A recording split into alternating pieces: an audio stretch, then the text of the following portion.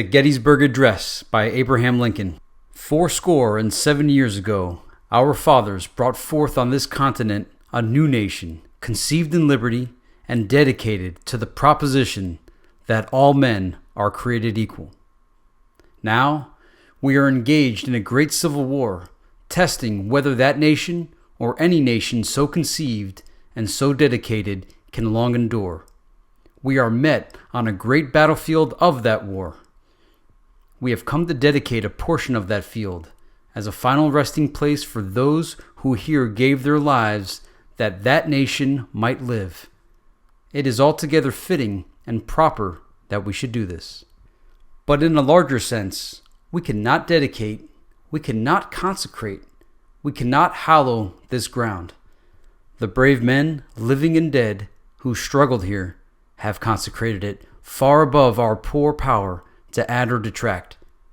The world will little note nor long remember what we say here, but it can never forget what they did here. It is for us the living, rather, to be dedicated here to the unfinished work which they who fought here have thus far so nobly advanced.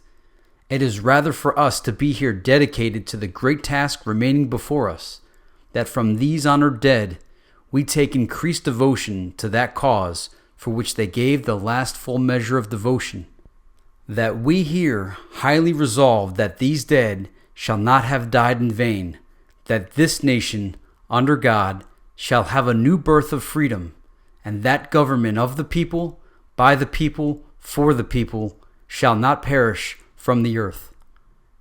Abraham Lincoln, November 19, 1863. I read this into this video simply for historical purposes. Many people in my generation and younger have only heard the name the Gettysburg Address and may know a few lines from it, but have never heard it in its entirety. And that's why it was read. I'm not an Abraham Lincoln voice actor. I just wanted to read it so my peers who subscribe to this channel and those that are younger may get to experience it. Thank you.